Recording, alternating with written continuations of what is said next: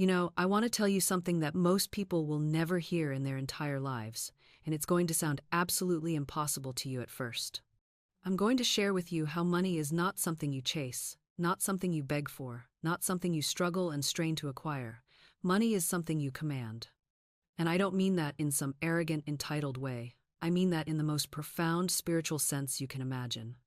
You see, there are invisible laws operating in this universe every single moment of every single day, and most people are completely unaware of these laws. They're walking around thinking that life is random, that success is about luck, that money comes to those who work the hardest or who were born into the right families. But that's not the truth. The truth is so much more magnificent and so much more available to you right now than you could possibly imagine.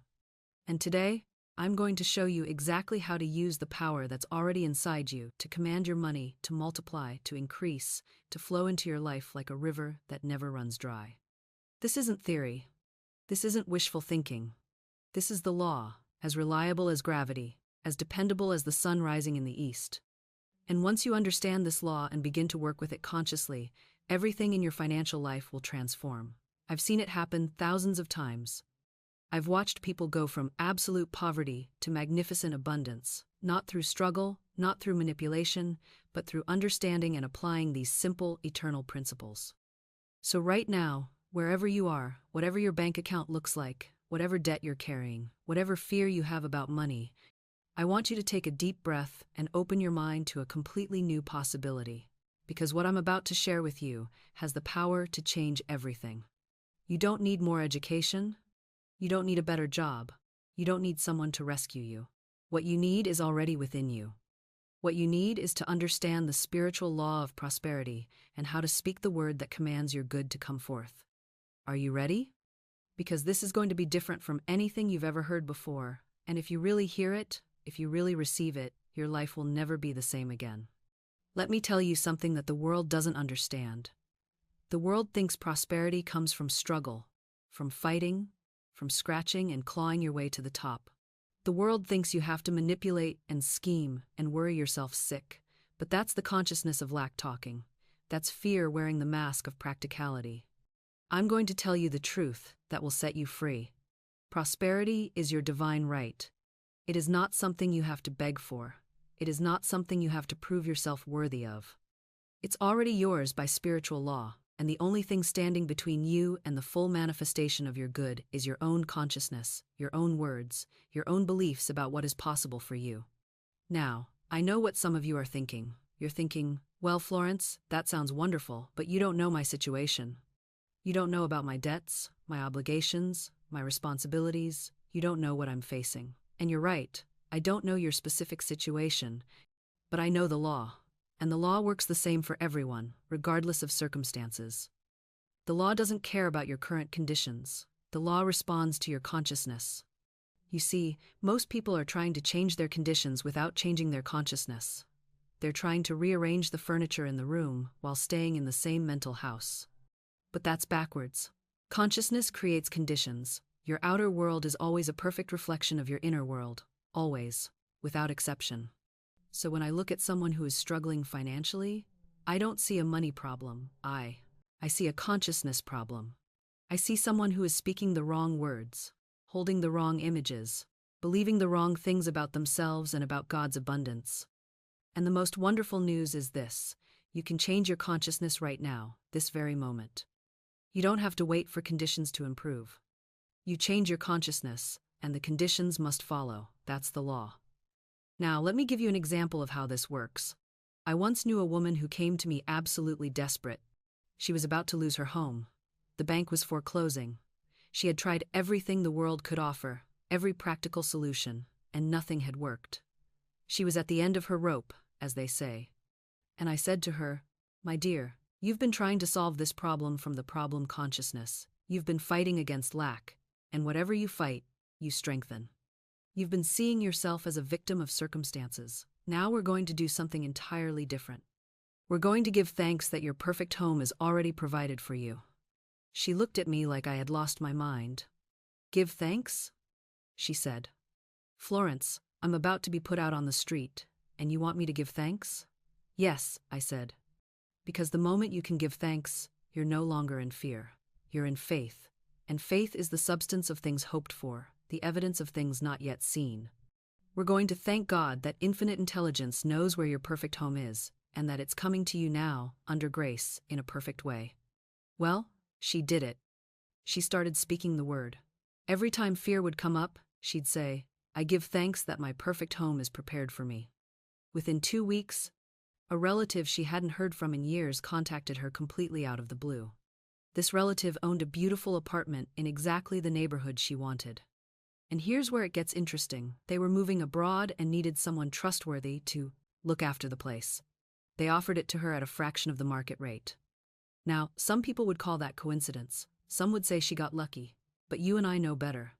That's the law working.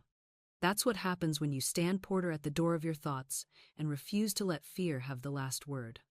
You see, the moment she stopped holding the picture of homelessness, the moment she stopped rehearsing the disaster, the universe could rush in with the solution that had been waiting all along. The channel was finally clear, and this is what I want you to understand deeply. Your good is always waiting. It's not far off in the distance. It's not something you have to chase down or beg for. It's right here, pressing against the door of your consciousness, waiting for you to stop blocking it with your fearful pictures. Now, I want to address something that trips people up constantly. They'll say to me, "But Florence, you don't understand. My situation is different. My problem is real. I actually am in debt. I actually did lose my job.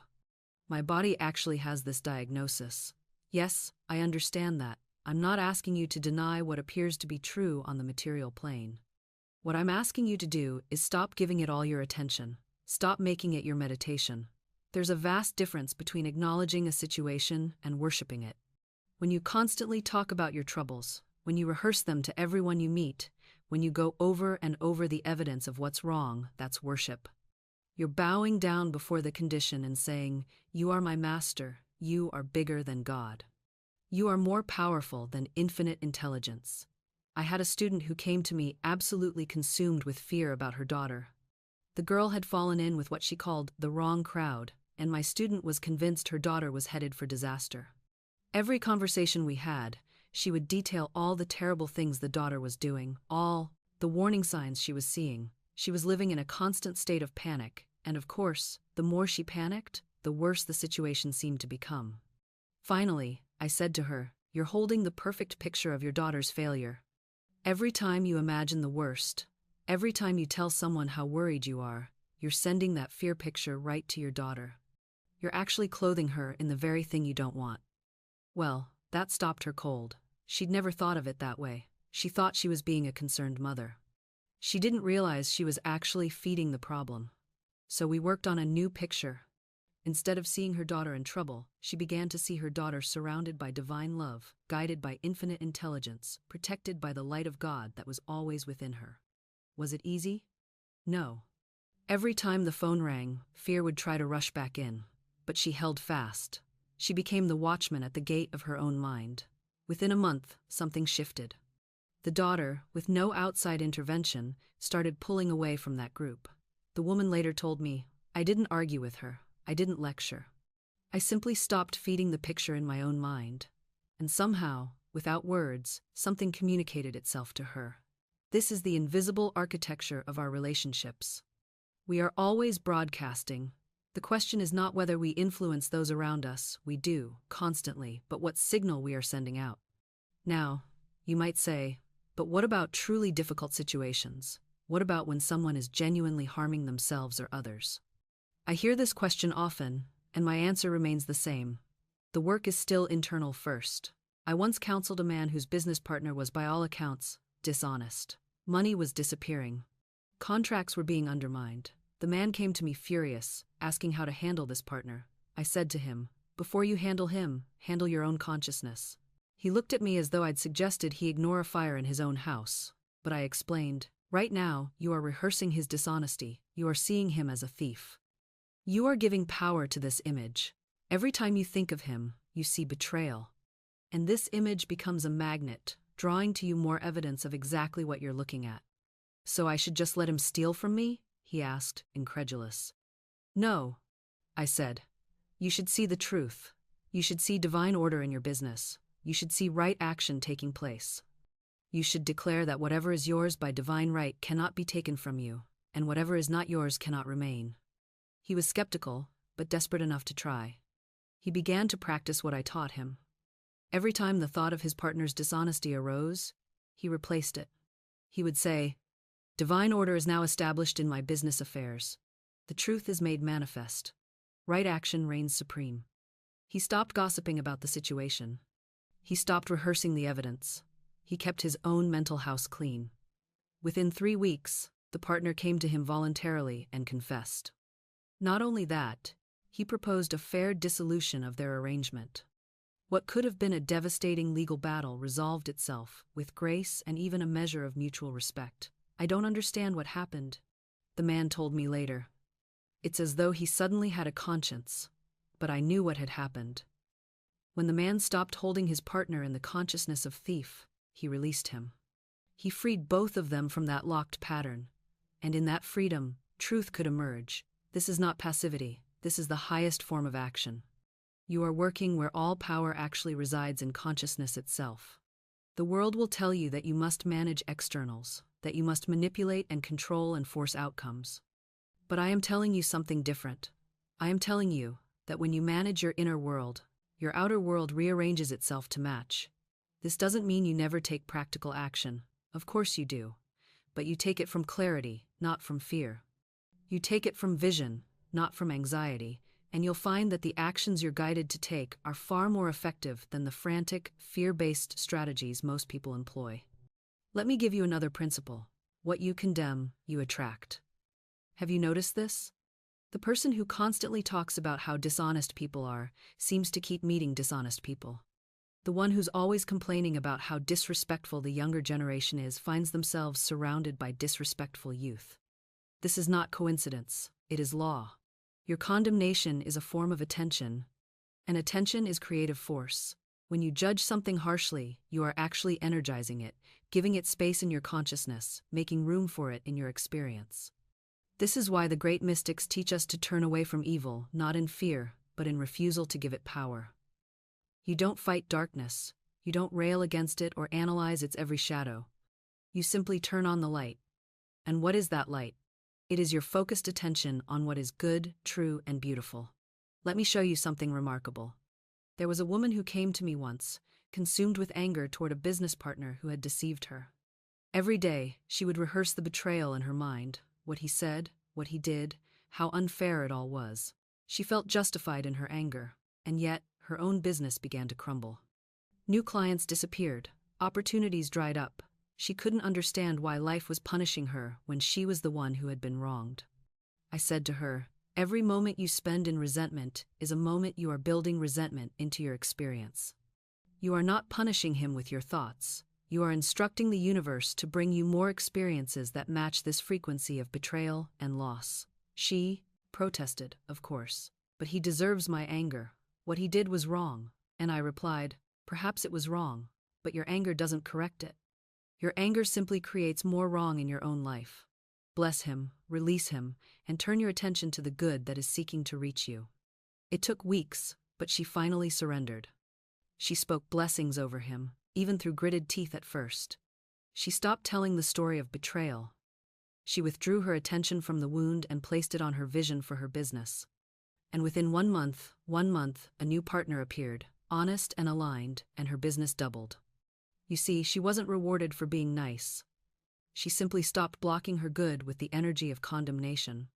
The universe was always ready to deliver her success, but her attention was locked on betrayal, and so betrayal is what kept showing up. Now, some of you are thinking, but what about injustice? Should we just ignore evil in the world? Should we stay silent about wrongdoing?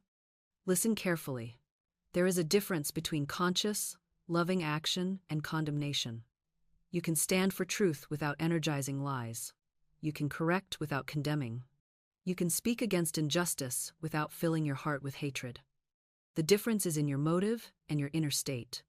Are you acting from love and a desire for good? Or are you acting from fear, anger, and a need to punish? The same words can be spoken from 2 entirely different frequencies, and they will produce 2 entirely different results. When you condemn, you split your consciousness. Part of you focuses on what you don't want, and that focus creates resistance, tension, and more of the very thing you oppose.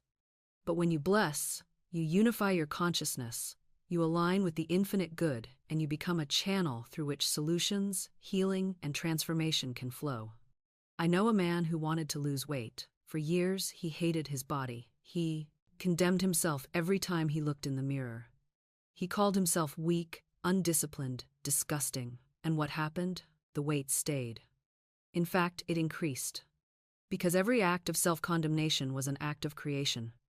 He was saying to his subconscious mind, "This is who I am. This is what I deserve." And the subconscious mind, being the faithful servant that it is, went to work, creating circumstances that matched those words. Now watch what happened when someone gave this man a different mirror to look into.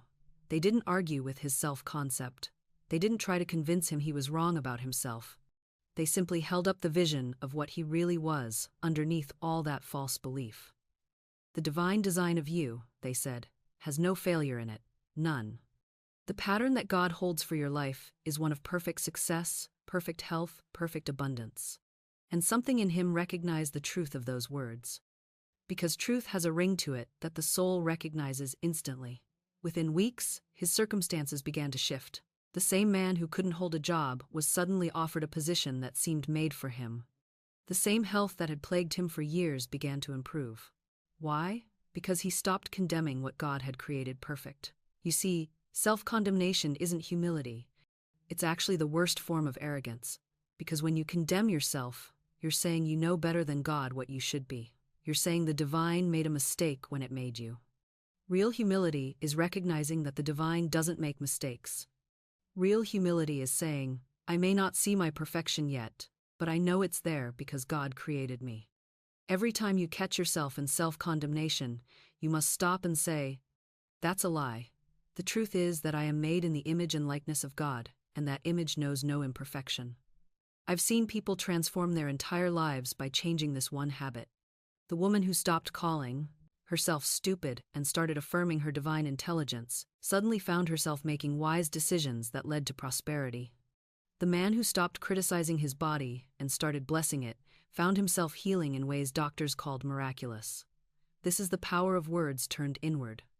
Your words to yourself are even more powerful than your words about circumstances, because they're shaping the very consciousness through which you experience everything else. So let me ask you, what have you been saying to yourself? What labels have you been attaching to your own name? What judgments have you been pronouncing over your own being? Write them down if you must. Look at them clearly, and then ceremonially deny them their power. I am not limited. I am not broken. I am not unworthy. These are lies I have been telling myself, and I now cast them out of my consciousness. The truth is that I am a perfect idea in divine mind, and that perfection is now expressing through me. This isn't positive thinking. This is truth speaking. You're not trying to convince yourself of something false. You're remembering something true that you'd forgotten. The universe has been waiting for you to remember. Your good has been waiting for you to stop blocking it with self-condemnation. Your divine design has been waiting for you to stop arguing with it. And here's what's beautiful. The moment you stop condemning yourself, you automatically stop condemning others. Because we can only give to others what we give to ourselves. When you see yourself through the eyes of love, you begin to see everyone through those same eyes. The criticism stops, the judgment stops, the gossip stops. Because you realize that everyone is fighting the same battle you've been fighting, the battle to remember their own perfection in the face of appearances. When you look at someone and think, they're so much more successful than me, or they have it all together while I'm falling apart, you're not seeing reality. You're seeing a performance. You're watching someone else's carefully curated highlight reel and comparing it to your behind-the-scenes footage. But here's what actually happens when you begin to understand this principle. You start seeing through the illusion. You look at that person you've been envying, and instead of jealousy, you feel compassion, because you suddenly recognize that they, too, are wearing a mask. They, too, are terrified of being exposed as imperfect. They, too, wake up at 3 a.m. wondering if they're enough. And this recognition doesn't make you feel superior, it makes you feel connected. It makes you realize that we're all walking each other home, as Ram Dass said. We're all on this journey together, stumbling toward remembering who we really are. Now, I want to address something that might be stirring in you right now. You might be thinking, but Florence, if I accept everyone as perfect, won't I become a doormat? Won't people take advantage of me? Don't I need to protect myself from toxic people? And this is where we must be very, very clear. Recognizing perfection in others does not mean tolerating abuse. It does not mean staying in harmful situations. It does not mean allowing yourself to be mistreated. Absolutely not. You can recognize the divine perfection in someone's soul while simultaneously setting firm boundaries with their behavior. You can say, I see your inherent worth, and I'm choosing not to participate in this dynamic. You can love someone from a distance, you can bless someone and release them from your life. Because here's the truth. When you truly recognize your own perfection, you naturally create boundaries that honor that perfection. You don't need to punish or condemn anyone. You simply make choices that align with your highest good. And those choices might mean walking away from certain people, certain situations, certain environments, but you walk away with peace instead of resentment. You walk away with compassion instead of bitterness. You walk away knowing that their behavior was never about you in the first place. It was their own journey, their own lessons, their own path back to remembering their perfection. Let me give you an example. I once worked with a woman whose business partner had betrayed her in a spectacular fashion, stolen money, destroyed contracts, spread vicious lies. She came to me consumed with rage and a desire for revenge. She wanted to see him suffer the way she had suffered. And I said to her, you have every right to pursue legal recourse. You have every right to protect yourself and your business. But can you do it without making him your enemy? Can you do it while still recognizing that somewhere beneath all that fear and greed and desperation, there's a divine spark in him too? She looked at me like I'd lost my mind, but she agreed to try. She pursued her legal case, set firm boundaries, ended the partnership, but she stopped obsessing over him. She stopped rehearsing imaginary confrontations. She stopped trying to control how others perceived him. She simply stated her truth, took her actions, and let the universe handle the rest. And you know what happened? Not only did she win her case, but she also found herself sleeping peacefully at night. The bitterness that had been eating her alive simply dissolved. She built a new business that surpassed anything she'd created before. And years later, she ran into this former partner, and instead of the confrontation she'd once craved, she felt only a mild sense of detachment, as if she were looking at a character in someone else's story. When you truly let go, the person loses their power over your emotional state. They become just another person who once crossed your path.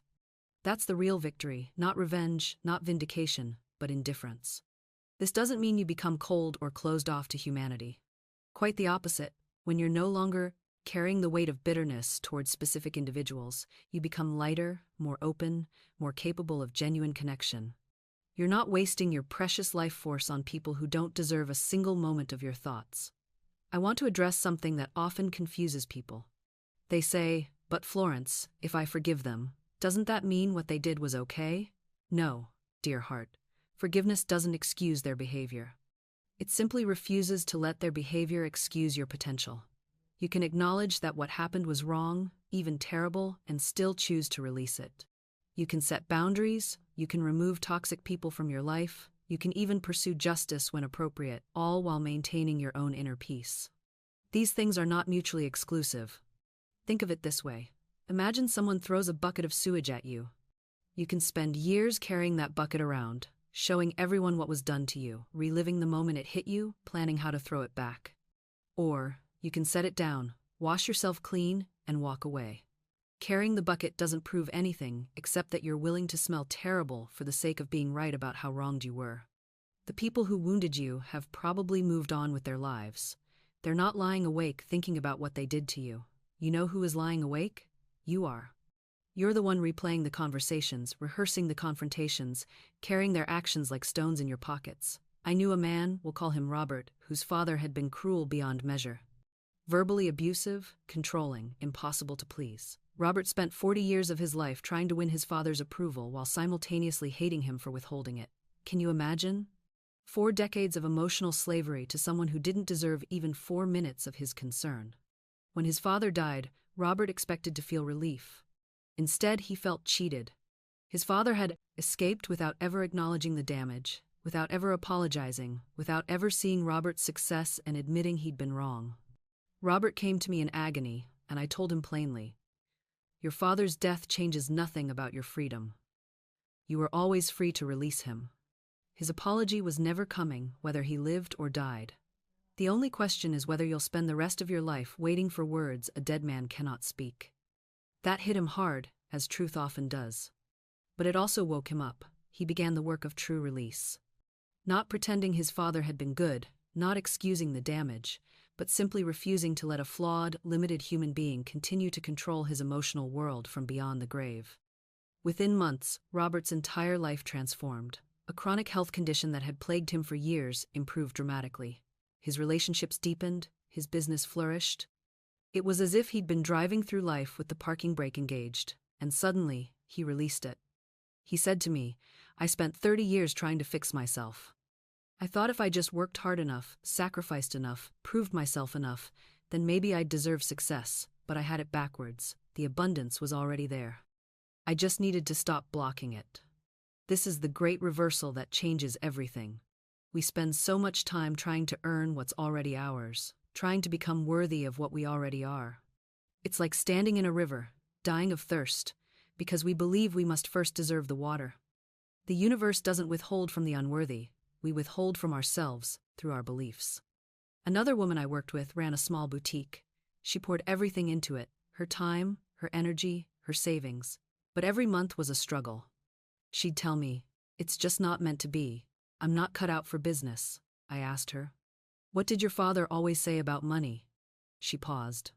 Then, quietly, that we'd never have any. That people like us don't get ahead. There it was, an inheritance she'd never asked for, wearing her father's voice. She was running a business with one foot on the accelerator and the other on the brake, because deep down, she believed that people like her don't succeed. We worked together to uproot that belief. Not through force or positive thinking alone, but through gentle, persistent truth. She began to speak new words. "I am equipped for this work. Prosperity flows to me and through me. I am a channel for abundance." Within 6 months, everything shifted. A wholesale opportunity appeared. A mentor reached out, her revenue doubled, then tripled. But here's what struck me most. She said the external success felt almost secondary to the internal freedom. "I'm not fighting myself anymore," she told me. That's the real gift. You see, we think we want the money, the relationship, the recognition, and we do. But what we want even more is the feeling of being at peace with ourselves, of not carrying that constant, exhausting war between who we are and who we think we should be. Self-castigation keeps us in that war. Unconditional acceptance ends it. Now, I can hear some of you thinking, "But won't this make me complacent? If I accept myself as I am, won't I stop growing?" It's a reasonable fear. We've been taught that the whip drives us forward, that we must be harsh to be effective. But think about a garden for a moment. Does a gardener berate the seed for not yet being a flower? Does she stand over it, criticizing its current state, shaming it for being small? No. She provides the right conditions, water, light, nutrients, and trusts the seed's innate drive toward growth. That same innate drive lives in you. In fact, it's who you are. Growth isn't something you must force through criticism. It's your natural state when you remove the obstacles. Self-castigation is one of those obstacles. It doesn't motivate you toward greatness. It paralyzes you with shame. It keeps you focused on what's wrong rather than what's possible. Unconditional self-acceptance, on the other hand, creates the conditions for real transformation. When you're not defending yourself against your own attacks, when you're not using all your energy to prove your worth, something remarkable happens. You become available to life, to guidance, to opportunity. You become like water that flows naturally downhill, rather than water that must constantly convince itself it deserves to flow. And here's what makes this shift so profound. When you stop arguing with the present moment, you stop leaking energy into resistance. Think about it. How much of your day is spent mentally pushing back against what already is? The traffic? The weather? The person who didn't respond to your message? The bill that arrived? The opportunity that went to someone else? Each moment of resistance is like leaving a faucet running. Drip, drip, drip, your vital energy flowing away into futile arguments with reality. But when you accept what is not with defeat, but with spiritual maturity, you suddenly have access to all that energy. You're not fighting the river anymore. You're in the current, and the current is powerful. I've watched people transform in weeks when they finally grasped this. They stop making themselves wrong for where they are. They stop making others wrong for not meeting their expectations. They stop making circumstances wrong for not conforming to their preferred timeline. And in that spaciousness, solutions appear. Doors open. The right people show up. Because here's the metaphysical truth. The universe can't deliver your good to you when you're standing in the doorway of resistance, blocking the delivery. You know how when you order something online, they need a clear delivery address? Your acceptance is that clear address. Your resistance is like constantly changing your location, moving around, putting up barriers. No, not this way. Not that timing. Not through that person. Not looking like this. And the universe, holding your package of good, waits patiently, lovingly, but unable to complete the delivery until you stand still in acceptance long enough to receive. Now, I can hear the concern. But Florence, doesn't this mean I should just accept terrible situations? Doesn't this mean I shouldn't want things to change? Not at all, and this distinction is crucial. Acceptance doesn't mean resignation. It doesn't mean you stop having preferences or taking action. It means you stop arguing with the starting point. You accept, this is where I am right now. This is what's true in this moment. And from this place, I move forward. It's the difference between a hiker who spends all their energy complaining that they're not already at the summit and a hiker who accepts they're at the trailhead and begins walking. Both want to reach the top. Only one is making progress. When you accept your present circumstances without making them mean something terrible about you, you access your full creative power. You're not splitting your energy between what is and what you wish were true. You're unified, coherent, powerful. I remember a woman who came to me drowning in debt. She'd spent years in shame about it, hiding it, pretending it wasn't there, making it mean she was a failure. I told her, the debt exists, that's just a fact. Like the sky is blue. Now, from this place of acceptance, what's your next right action? Within a month, she'd created a payment plan. Within 6 months, she'd found an additional income stream. Within a year, the debt was gone. Not because acceptance magically dissolved the debt, but because acceptance freed up all the energy she'd been using to resist and shame herself. That energy became available for solutions. This is the practical magic of acceptance. It's not passive. It's not weak. It's the most powerful position there is. Because from acceptance, you can ask the really useful questions. What can I learn here? What's my next step? Who can help me? What opportunity might be hidden in this situation? From resistance, you can only ask, why is this happening to me? Why can't things be different? When will this finally end? See the difference? One set of questions moves you forward. The other keeps you stuck in a loop of suffering. And here's the beautiful part. When you start asking the right questions, the answers don't just come to you intellectually. They reveal themselves through circumstances, through opportunities, through people who suddenly appear in your life with exactly what you need. I had a woman in my practice who'd been trying to leave an unhappy marriage for years. Every time she thought about it, she'd ask herself, how can I leave? What will people think? How will I survive financially? What if I make a mistake? Those questions kept her paralyzed for a decade. One day, after working with these principles, she shifted her inquiry. She started asking, what does freedom feel like? What kind of life am I being called to create? What support do I need? And where might it come from? Within 3 weeks, I'm not exaggerating, she met a woman at a bookstore who'd been through the exact same situation. This woman offered her a room in her house, introduced her to a lawyer who worked on a sliding scale, and connected her with a community of women who'd rebuilt their lives. The practical solutions appeared because she changed the frequency of her questioning. Your subconscious mind is literal. It doesn't judge your questions as good or bad. It simply goes to work answering whatever you ask it. If you constantly ask, why does this always happen to me? Your subconscious will diligently compile a list of reasons why you're a victim. It's trying to help you, but it's answering the wrong question. Ask instead, what is this teaching me? How can I use this? And your subconscious goes on a completely different treasure hunt. Now, let's talk about the power of gratitude questions, because this is where alchemy really happens. Most people think gratitude is just about being thankful for what's already good in your life, and yes, that's part of it. but there's a deeper level of gratitude work that most people miss entirely. It's about being grateful for what appears to be going wrong. I can hear some of you saying, Florence, you've lost your mind. How can I be grateful for losing my job, for my health crisis, for this betrayal? Stay with me. The question isn't, should I be grateful that this bad thing happened? The question is, what might I eventually be grateful for that came from this experience? That question, that subtle shift, opens up an entirely different timeline. When something unwanted happens, your mind immediately starts writing the story of why this is terrible, why you're doomed, how this proves your life is falling apart. That story becomes your reality. But if you can interrupt that story, even for just a moment, and ask, what if this is actually redirecting me towards something better? What if I look back on this 5 years from now and realize it was the best thing that ever happened? You create space for a different story to emerge. I'm not asking you to fake positive emotions. I'm asking you to hold space for the possibility that your current interpretation isn't the only one available. A man came to me after his business partner embezzled money and destroyed their company. He was bitter, broken, talking about lawsuits and revenge. This man destroyed my life, he kept saying. I asked him, what if, 10 years from now, you look back and realize this betrayal freed you from a partnership that would have limited you? What if it cleared the path for something you can't even imagine yet?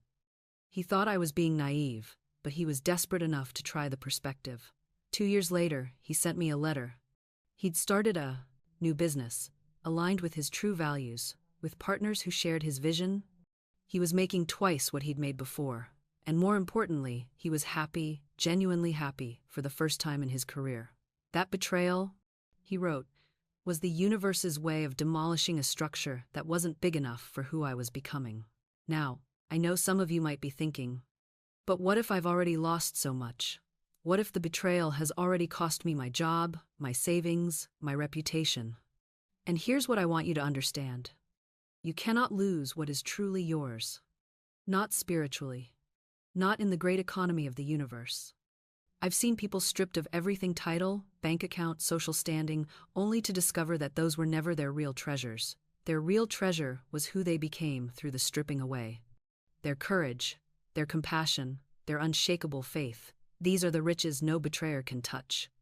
There was a woman I knew, let's call her Margaret, who lost her entire inheritance through the betrayal of a family member who manipulated legal documents. For 2 years she fought in courts, watched lawyers drain what little money she had left, and faced humiliation in her community. Everyone knew what had happened. Everyone pitied her. And pity, my friends, is almost worse than betrayal itself. But Margaret did something extraordinary. Instead of drowning in bitterness, she spoke a new word over her life. Every morning, she would say, "Divine abundance is my birthright. What has been taken in the physical realm is being restored tenfold in ways I cannot yet see." She spoke this even when her cupboards were nearly bare. She spoke this even when she had to move into a tiny apartment. She spoke this even when former friends avoided her at the market. And do you know what happened? Within 3 years, Margaret had built a business from nothing, teaching other women how to manage their finances and protect themselves legally. The very pain of her betrayal became her greatest credential. Women trusted her because she understood their fears. She understood vulnerability. Her business flourished beyond anything her inheritance would have provided. More than that, she gained something priceless: the knowledge that her security came from within, from her connection to infinite supply, not from any external circumstance or person. This is what I mean when I say betrayal is a teacher. It teaches you where your true power lies. It teaches you that you are not dependent on the loyalty of others for your good. Your good comes from God, from the universe, from the infinite intelligence that orchestrates all things. And here's the part that might surprise you. Sometimes you must be grateful for the betrayer. Not for the act itself, but for the liberation it brings. Because often, we're too comfortable, too complacent to make the changes we need to make. We stay in situations that are slowly suffocating us because they're familiar. We tolerate treatment that diminishes us because confrontation feels harder than endurance. The betrayer does us the favor of burning that bridge. They make staying impossible. They force us into the unknown, where all transformation happens. In the spiritual sense, they're not villains, they're catalysts, unconscious instruments of your evolution. I'm not saying you should thank them directly or maintain relationships with those who've harmed you. Forgiveness doesn't require relationship, it simply requires release. You release them from the debt you believe they owe you. You release yourself from the prison of resentment. You say, I am free, and I release you to your own journey. Because here's the truth. Holding on to resentment is like drinking poison and expecting the other person to die. Your betrayer has likely moved on with their life. They're not lying awake at night thinking about you. Meanwhile, you're replaying the betrayal like a movie you can't turn off, poisoning your own peace, blocking your own blessings. Every moment you spend in resentment is a moment you're not available for the miracles that are trying to reach you. The new friendships, the unexpected opportunities, the creative ideas, the healing, they're all there, waiting, but they cannot enter a heart that's locked tight with bitterness. I once knew a woman who held a grudge against her sister for 17 years. 17 years. Over something so petty, I won't even dignify it by repeating it here. And in those 17 years, she developed ailment after ailment. Her body became a prison of pain. She tried every remedy, every doctor, every treatment. Nothing worked. Until one day, something in her broke open. Or perhaps something broke through. She picked up the telephone, this simple, ordinary act, and she called her sister. I forgive you, she said, and I forgive myself for holding on to this for so long. Within 3 weeks, the pain that had plagued her for years began to lift. Within 2 months, she was better than she'd been in nearly 2 decades. The doctors called it spontaneous remission. I call it the natural order reasserting itself once the blockage was removed. You see, forgiveness isn't a moral obligation you fulfill to be a good person. It's a practical necessity if you want to live fully. It's spiritual hygiene. You wouldn't go weeks without bathing your body. Why would you go years without cleansing your heart? And here's what most people don't understand. Forgiveness doesn't mean what happened was okay. It doesn't mean you approve. It doesn't mean you have to trust that person again or let them back into your life. Forgiveness simply means you're no longer willing to carry the poison. You're no longer willing to let what they did continue to harm you day after day in the privacy of your own mind. When you forgive, you're not doing it for them, you're doing it for you. You're cutting the cord. You're saying, you no longer get to live rent-free in my head. You no longer get to steal my peace, my health, my joy. There's a powerful spiritual law at work here that very few people recognize. Whatever you refuse to forgive in another, you draw to yourself. The thing you condemn, you magnetize. The very behavior you judge most harshly, that's what the universe will bring into your experience, again and again, until you learn to see it with compassion instead of condemnation. I've watched this happen countless times. The woman who couldn't forgive her husband's infidelity found herself in situation after situation where she was betrayed. The man who couldn't forgive his father's absence became unavailable to his own children. The pattern repeats because the lesson hasn't been learned. But here's the beautiful mystery. The moment you truly forgive, the pattern breaks. It's instantaneous. It's almost eerie how quickly things shift. Suddenly, the type of person who always hurt you stops appearing in your life. The circumstances that always triggered you simply dissolve. Not because the world has changed, but because you have. And now you have space. Space for the new. Space for the blessing that's been trying to reach you all along but couldn't get past the wall of unforgiveness. I want you to try something right now. Think of someone you haven't fully forgiven. You know who I'm talking about. That person whose name makes your stomach tighten just slightly. Whose face, when it comes to mind, brings a little shadow across your heart. Now say this, out loud if you can. I forgive you completely. I release you and I release myself. I see the divine in you, even if you couldn't see it in yourself. I am free and you are free. Notice what happens in your body when you say those words. Notice the resistance. That resistance is the exact measure of how much this unforgiveness has been costing you. Your breath might deepen, your shoulders might drop, something in your chest might soften just slightly. That's not imagination. That's the actual physical release of stored energy that was being used to maintain your grievance. I've seen people who've carried a resentment for 20 years speak those words for the first time and suddenly realize how exhausted they are. The grievance was a full-time job they didn't even know they were working. Now, let's go deeper. Let's talk about forgiving yourself. Because if we're honest, most of the people we can't forgive in our outer world are simply mirrors of what we haven't forgiven in ourselves.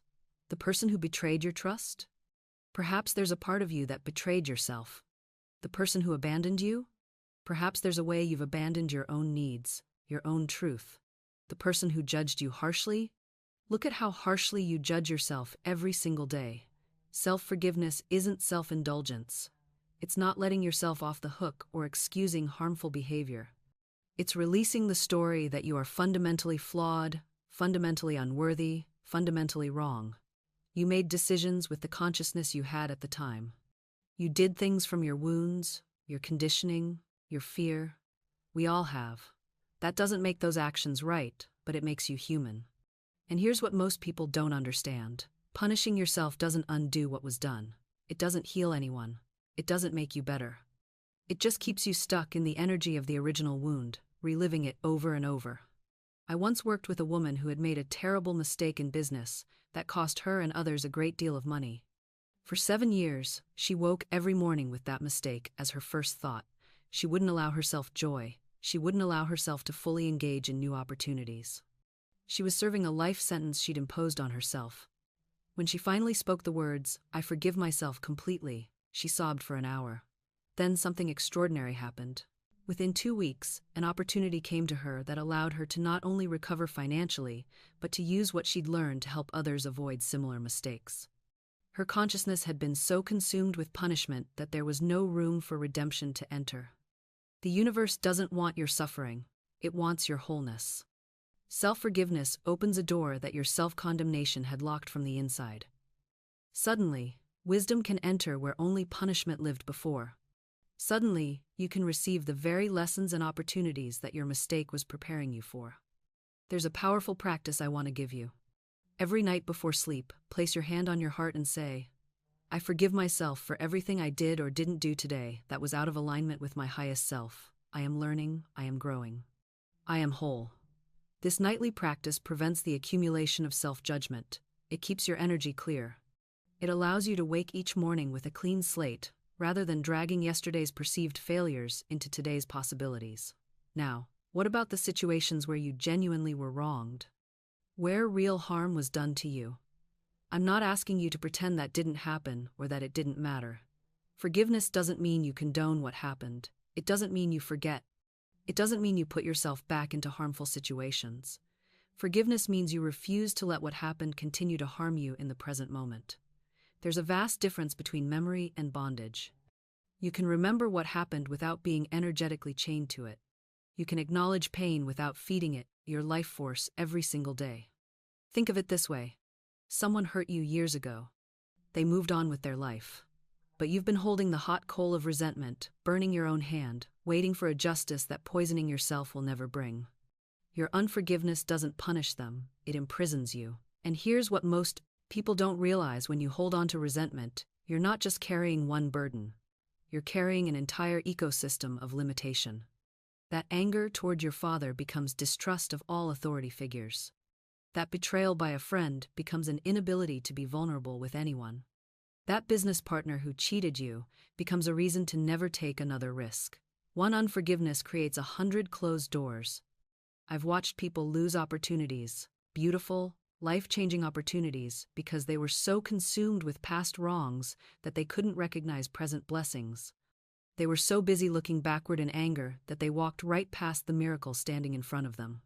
The universe is trying to give you something better, but your hands are full of grudges. So what does real forgiveness look like? Not the forced kind, not the fake smile while your heart still burns. Real forgiveness. It starts with understanding something profound. Forgiveness is not about them. It never was. When I forgive someone, I'm not saying what they did was okay. I'm not excusing bad behavior or pretending the hurt didn't happen. I'm simply refusing to let that moment continue to poison every moment that follows. I'm saying, what you did was wrong, and it hurt me deeply. But I will not give you permanent residence in my mind. I will not allow your actions to dictate my future. I'm taking my power back. That's forgiveness. It's an act of self-liberation. Think of forgiveness as cutting an anchor rope. You're not saying the anchor wasn't real or heavy. You're simply refusing to let it drag you to the bottom of the ocean anymore. You cut the rope and rise. And sometimes this is important. Forgiveness doesn't require reconciliation. You can forgive someone and still maintain boundaries. You can release the poison without re-inviting the poisoner to dinner. Forgiveness sets you free. Reconciliation is a separate decision that requires wisdom and discernment. I've forgiven people I'll never speak to again. And that's perfectly appropriate. The forgiveness was for me, not for them. It was my key out of the prison, not an invitation for them to come back into my life. Now, here's where it gets really interesting. When you truly forgive, when you really let go, something miraculous happens in the invisible realm. The energy that was locked in that resentment becomes available for new creation. The mental and emotional space that was occupied by the grudge suddenly opens up for fresh inspiration, new relationships, unexpected opportunities.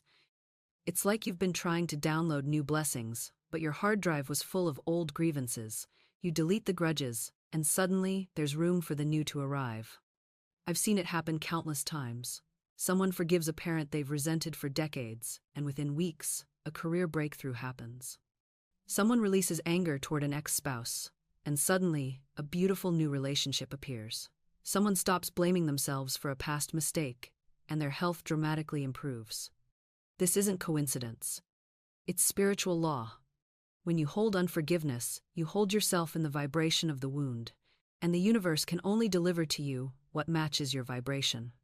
You keep attracting situations that confirm your victim's story, relationships that repeat the pattern, circumstances that prove you were right to stay angry.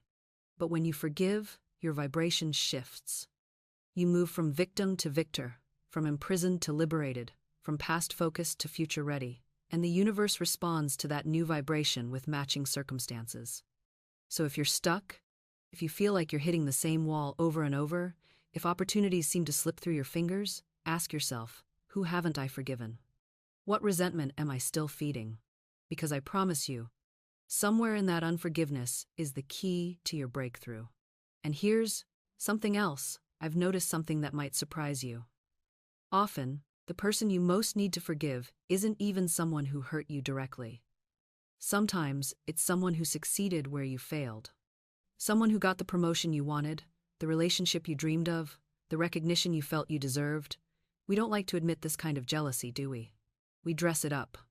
We call it noticing unfairness or pointing out injustice. We say, well, they didn't deserve it, or they had advantages I didn't have, and maybe that's even true. But if thinking about their success makes your stomach tight, if you can't genuinely celebrate their win, if you find yourself hoping they'll stumble, that's unforgiveness too. That's resentment. And it's just as binding as any other kind. I knew a woman once, a writer, who couldn't get published to save her life. She'd been working on her novel for years. And then her college roommate, someone she considered less talented, less dedicated, got a book deal. A big one. The kind with an advance that makes your eyes water. This woman came to me in agony. Not because she was sad, because she was furious. And underneath the fury was this crushing shame, because she knew that her anger was eating her alive. She couldn't write anymore. Every time she sat down to work, all she could think about was her friend's success. Her own creativity had completely dried up. I said to her, what I'm saying to you now, you can't create from a place of bitterness. You can't attract your own good while resenting someone else's. The universe doesn't work that way. So, we worked on forgiveness. Real forgiveness. Not the fake kind where you say the words but keep the resentment locked in your heart. The kind where you actually bless the other person's success. Where you say and mean, good for her. There's enough for everyone. Her blessing doesn't diminish mine. It took time. It wasn't easy. But eventually, something shifted. And you know what happened? Within 3 months, she had her own book deal. Different publisher, different terms, but perfect for her. The very thing she'd been chasing for years suddenly came to her the moment she stopped blocking it with resentment. This is the law. This is how it works. Your resentment towards someone else's good fortune is nothing but a giant energetic stop sign between you and your own blessings.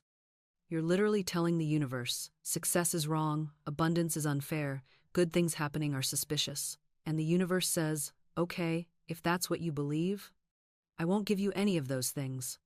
I'll protect you from what you've decided is bad. Do you see the trap? You're not punishing the other person with your resentment. You're imprisoning yourself. And let's go even deeper, because there's another layer here that most people never touch. Sometimes, and this is the hardest one, the person you need to forgive is yourself. Oh, This one's a killer, isn't it? The things we've done that we can't take back, the mistakes we made, the people we hurt, the opportunities we squandered, the person we were that we're ashamed of now. We carry these things like stones in our pockets. We revisit them in the middle of the night. We use them as evidence that we don't deserve good things, that we're fundamentally flawed, that our dreams are off limits because of what we did 5 years ago, 10 years ago, 20 years ago. Listen to me carefully. You cannot move forward while dragging your past behind you like chains. Your past does not define your future unless you allow it to. This is not philosophical theory, this is spiritual law. Every moment is a fresh beginning. Every breath you take is an opportunity to choose again. But you must consciously cut the cord that ties you to yesterday's version of yourself. I've watched people sabotage magnificent opportunities because they couldn't forgive themselves for past choices. A woman receives a proposal from a wonderful man, but she can't say yes because she's still punishing herself for a failed marriage 15 years prior. A talented artist gets offered a gallery showing, but declines because she remembers when someone criticized her work in college. A father receives his child's forgiveness, but he can't forgive himself, so he remains emotionally distant, trapped in a prison of his own making. Here's what I want you to understand. The universe has already forgiven you. God holds nothing against you. The only one keeping score is you. The only one demanding perpetual punishment is you. The only judge who hasn't dropped the gavel and moved on is you. Forgiveness is not about condoning what happened. It's not about saying it was okay. It's about releasing the energy you're using to hold that resentment, that shame, that regret. That energy could be building your future, but instead it's preserving your past. Every time you mentally replay that humiliating moment, you're giving it fresh life. Every time you mentally rehearse that failure, you're making it more real than this present moment. The spiritual truth is this: your mistakes were part of your curriculum. They taught you what you needed to learn. They brought you to this exact moment. You are not meant to drag them into every new chapter of your life like tragic souvenirs. You're meant to extract the wisdom and leave the pain behind. I'm going to give you a spiritual practice that will change your life if you commit to it. Every morning, before your mind can flood with its usual inventory of regrets, I want you to speak these words aloud. I completely forgive myself for all past mistakes. I release all shame, all guilt, all self-condemnation. I am free, I am worthy, I am starting fresh today. Say it even if you don't believe it yet. Say it especially if you don't believe it yet. Your subconscious mind is listening. Your subconscious doesn't argue with what you tell it, consistently. It simply accepts and begins to make it true. And then, and this is crucial, when your mind offers you a memory of past failure, when it tries to drag you back into the courtroom where you're eternally on trial, you must consciously refuse to engage. You say, "That is finished. I have learned from it and released it. I am here now, in this moment, and this moment is full of infinite possibility." This isn't denial. This isn't spiritual bypassing. This is choosing where you place your attention, your energy, your creative life force, because wherever you place those things, that's what grows. Water the past with your attention, and your past becomes your future. Water this present moment with faith, with self-compassion, with determination, and you create something entirely new. Some of you need to hear this. You are not the worst thing you've ever done. You are not that mistake. You are not that betrayal. You are not that failure. You are an eternal spiritual being having a temporary human experience, and that experience includes missteps. Everyone, and I mean everyone, has chapters they wish they could rewrite. The difference between people who thrive and people who merely survive is that thrivers refuse to live in those chapters permanently. You get to start over, right now.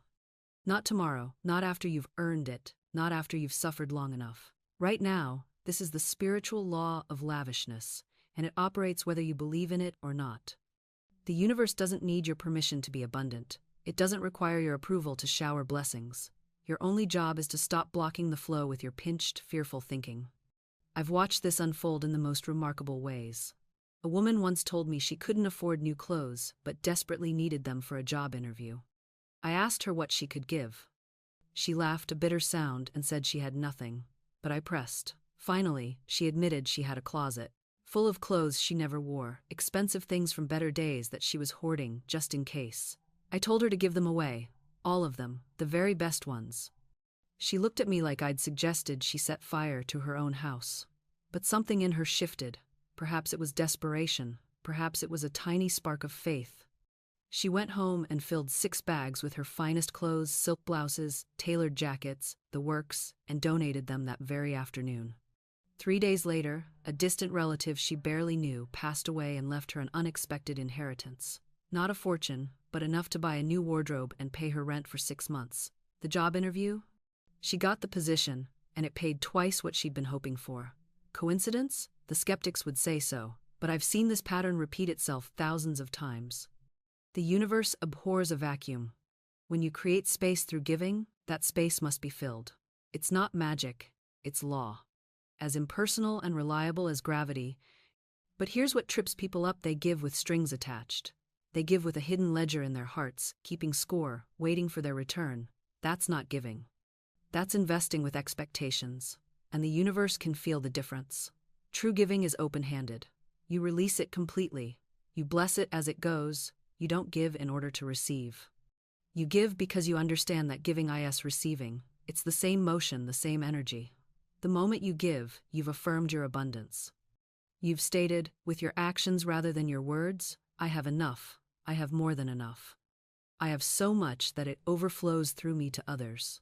And that statement, that embodiment, that living demonstration of abundance, that's what calls forth more. I'm not talking about giving until it hurts. That's martyrdom, not spiritual law. I'm talking about giving from your overflow, from your joy, from your certainty that there's always more. When you give from emptiness, you create more emptiness. When you give from fullness, you create more fullness. This is why I always tell people, if you want more money, circulate money. If you want more love, give love. If you want more opportunities, create opportunities for others. Whatever you want more of, become a channel for it. Let it flow through you, not to you, and then stopping, hoarded and stagnant. I once knew a businessman who was on the verge of bankruptcy. Creditors were circling. He came to me asking for prayers, for affirmations, for some spiritual technique to manifest money. I gave him something unexpected. I told him to take whatever money he had left, and he had a little, and to use it to help someone worse off than himself. He thought I was insane, but he was desperate enough to try it. He found a family about to be evicted, and he paid their rent for a month. It nearly cleaned him out. He had perhaps $20 left to his name. Within a week, a business deal he'd written off as dead suddenly came through. The client, who had disappeared for months, reappeared with payment in full, plus interest for the delay. It was enough to pay off his debts and restart his business on solid ground. He hadn't tried to manipulate outcomes. He hadn't worried about how times the money would come. He simply held the vision of divine abundance and let the universe arrange the details in its own perfect way. This is what I mean when I speak of non-resistance. The moment you release your death grip on how things must unfold, you create space for miracles to enter through unexpected doors. Now, let me address something that often confuses students of this work: the relationship between vision and attachment. Some of you have heard that you must let go of your desires, and you've interpreted this to mean you should stop caring about what you want. You've tried to cultivate indifference, thinking this is what spiritual detachment looks like, but this isn't what I'm teaching at all. There's a vast difference between holding a vision and clinging to a specific outcome. When you hold a vision, you're connected to the essence of what you desire, the feeling, the quality, the spiritual reality behind the form. When you cling to an outcome, you're attached to one narrow pathway, one specific arrangement of circumstances. The woman who desires a loving relationship holds the vision of mutual respect, companionship, and affection. She doesn't cling to one particular person, insisting it must be him and only him. She trusts that the universe can deliver the essence of her desire in the perfect form at the perfect time. The man who desires prosperity holds the vision of abundance, security, and freedom. He doesn't cling to one specific job or investment, insisting this one deal must work out. He trusts that infinite substance can flow through countless channels. Do you see the difference? One is open and receptive. The other is closed and controlling. When you release attachment to specific outcomes, you're not abandoning your desires, you're actually empowering them. You're saying to the universe, I know what I want, and I trust you to deliver it in ways that exceed what my limited human mind could imagine. This brings me to another critical point. the danger of arguing for your limitations. I've watched people sabotage their own demonstrations simply by talking themselves out of them. They'll speak their word of faith in the morning, then spend the afternoon explaining to anyone who'll listen why their situation is hopeless. I'd love to start that business, but I'm too old. I want a relationship, but all the good ones are taken. I need more money, but in this economy, it's impossible. Every time you argue for your limitations, you strengthen them. Every time you justify why you can't have what you want, you build a stronger wall between you and your good. Your subconscious mind doesn't know the difference between truth and fiction. It simply accepts what you tell it most emphatically and most frequently. If you constantly declare your limitations, your subconscious will work tirelessly to prove you right. I knew a woman who desperately wanted to travel but constantly said, "I could never afford it. Travel is for rich people." Year after year, despite having discretionary income, something always seemed to come up that prevented her from taking a trip. The car needed repairs. The roof started leaking. Medical expenses appeared out of nowhere. And here's the thing that finally broke through to me. I had been resenting the money going out, but I hadn't been blessing it on its way. Every time I wrote a check, every time I handed over cash, I was internally gripping, resisting, feeling like a victim. I was sending my money out into the world with anxiety and resentment attached to it. And what you send out comes back multiplied. So I started a new practice. Every single time money left my hands, I blessed it. I said, "I bless this money and the good it will do. I see it coming back to me, pressed down, shaken together, and running over." When I paid my electric bill, I blessed the workers who kept the lights on. When I paid for repairs, I thanked the universe for skilled hands that could fix things. When medical expenses came, I was grateful for healing and for having the means to address them. And you know what happened? Within weeks, the tide turned. An unexpected refund appeared. A friend repaid a loan I'd completely forgotten about. I found money in an old coat pocket. Small things, yes, but they were signs. The universe was responding to my new vibration. Then came the bigger shifts. A new client materialized. An opportunity opened up. Someone recommended me for work I hadn't even applied for. The flow had reversed, not because my circumstances suddenly became perfect, but because I had stopped damming up the river with my fear and resistance. See, prosperity isn't about never having expenses. It's about maintaining the consciousness of abundance regardless of what's happening in the outer world. It's about knowing, absolutely knowing, that supply is infinite and you are always supported. Every bill, every expense, every financial demand is simply circulation. Money flowing out creates the vacuum for money to flow back in, but only if you let it flow freely, only if you release it with blessing rather than clutching it with fear. I'm not saying it's easy. Believe me, I know how terrifying it feels when you're looking at mounting bills and a shrinking bank account. I know the panic that grips your chest at 3 a.m. I've been there, sitting at my kitchen table, calculator in hand, trying to make the numbers work. But I also know that the moment I shifted from "I don't have enough" to "I trust the divine supply," everything changed. Not overnight, not magically. But steadily, surely, the demonstration began to manifest. Because here's the ultimate truth. You cannot outgive God, you cannot outgive the universe. It is impossible to create a vacuum that will not be filled. When you truly understand this, when you really get it in your bones, every financial challenge becomes an opportunity to prove the law. Every bill becomes a chance to bless and release. Every expense becomes a statement of faith that more is on its way. This is how you break the cycle. This is how you stop the money drain and open the floodgates to prosperity. You change the vibration. You shift the consciousness. You stop seeing yourself as a victim of circumstances and start recognizing yourself as a channel for infinite abundance. And that, my friend, is when everything changes.